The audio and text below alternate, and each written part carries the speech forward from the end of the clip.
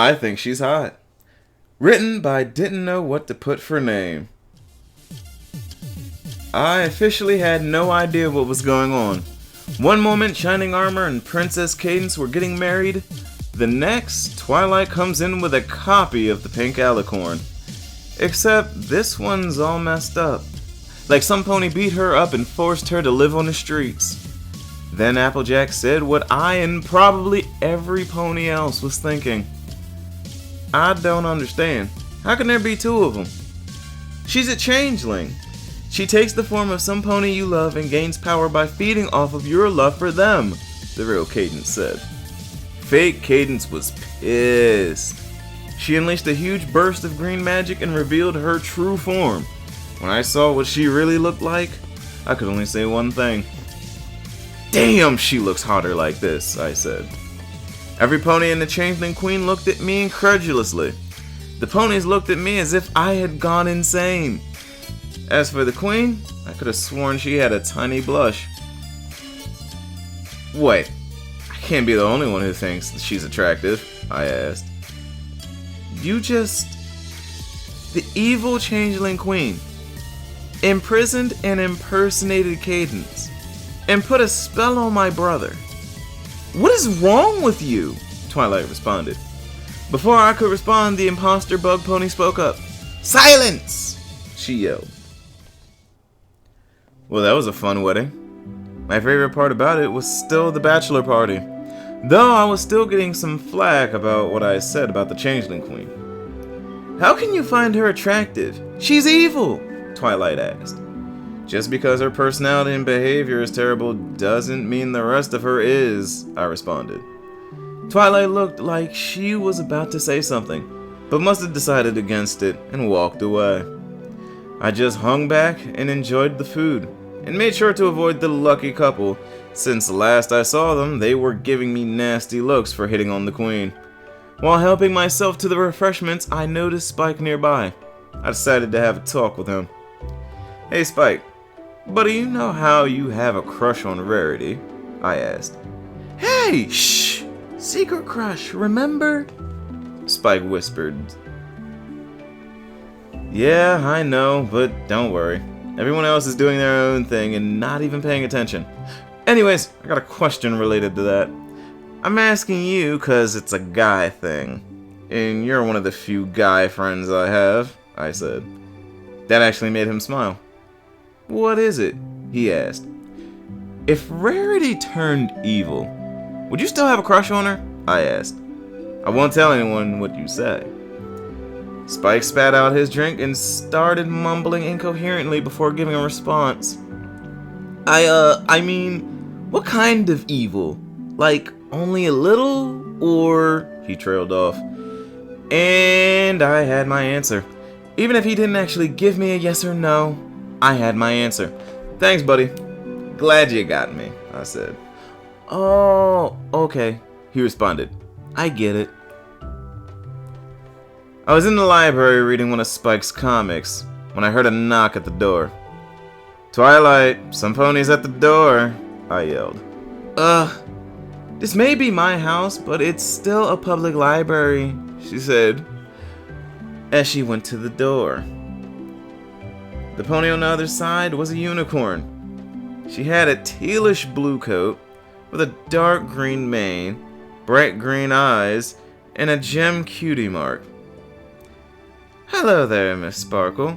I heard I could find the alien creature here, she asked. Miss, I'm right here. Also, my species is known as human. My name is Carl, I said. I see. My name is Crystal Shine, she said.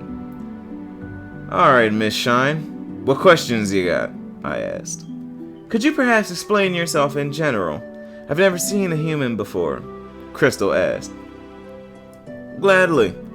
I come from a different world entirely, with no magic whatsoever. There are also no unicorns, pegasi, alicorns, griffins, minotaur, etc., etc. The closest I could say my world has is earth ponies, with no magic or intelligence. They're pretty much animals. Also, monsters from the Everfree like manticores and cockatrices also don't exist. Literally everything I've mentioned only exists in fiction.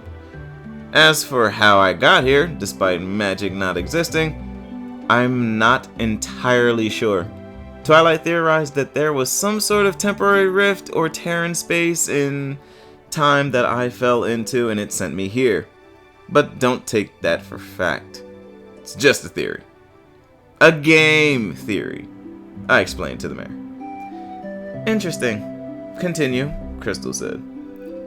Alright, well, when I arrived, it just so happened to be in Candlelock Castle, right in front of Celestia and Luna. Long story short, they agreed to help me out because of reasons. I live here in Ponyville now. As for information on myself, I'm an omnivore. Because of that, Celestia gets meat imported from the Griffins for me. To earn bits, I'm basically just a helper for hire. I help ponies around with whatever they need done.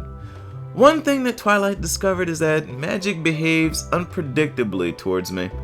For example, a levitation spell could either have little to no effect, or launch me high into the sky. It's just weird, I finished. Interesting. Thank you for the information, Crystal said. No problem, I said. Crystal gave me a smile. Her eyes shined brightly. Say, you seem like a nice human. Perhaps we could meet up later? She asked. Okay. I don't have anything planned. Where do you want to meet? I asked. I'm not from Ponyville. What do you recommend? Shine asked. The Hay Burger's an okay spot? I mean, if you're okay with that, I said. That's fine. I'll see you at 6, she said before leaving. Nice one, Carl. You got a date, Spike said. We give each other a fist bump. Would you like to borrow a book on dating to make sure you two have a perfect evening? Twilight asked. No, I think I'd like to handle things on my own, I said. Though, please don't tell the others. Knowing them, specifically Rarity, things will spiral out of control into a huge mess. Twilight nodded in understanding. Spike looked like he was going to say something, obviously because Rarity, but I beat him to it. You better not say anything either, Spike, or I'll run my mouth when you get a date, I threatened. That shut him up fast. When 5 rolled around, I started getting ready. I mostly dressed casual, since I didn't like wearing suits. I could just say that this was how humans do things during dates. I approached the restaurant, bits in hand, ready for a nice night out. I saw Crystal in one of the booths and sat across from her. Hello, glad you could make it, she greeted. Of course. I wouldn't ditch you after inviting me on a date. Also, I brought enough bits for the both of us, I said. She smiled. My, such a gentle cult. Or what the term would be for humans, Crystal asked. Gentlemen, but you can say pony terms since it's easier. I don't mind. I'll still understand what you're saying, I said. You're too kind, she responded. Thanks. So what would you like to order? I asked. Not much, just one hay burger and a small drink, she said. Alright, I'll pay. Crystal cuts me off. I have a position where I earn lots of bits, so tonight everything's on me. Thanks. I'll take a burger, no patty, and a shake, I said. We ordered and I tried flirting. You know, you're beautiful. Like royalty levels of beauty, I said, hoping it didn't sound like I was trying too hard. Ah, how sweet, she replied. And after a little back and forth, we got our food and then talked about our personal interests. Soon I started to feel a little dizzy and tired and decided to head home. Alright, that was nice, but I'm ready to go home. See you some other time? I asked. Yes, absolutely, she said with a smile. Nice. Can't wait, I said before leaving.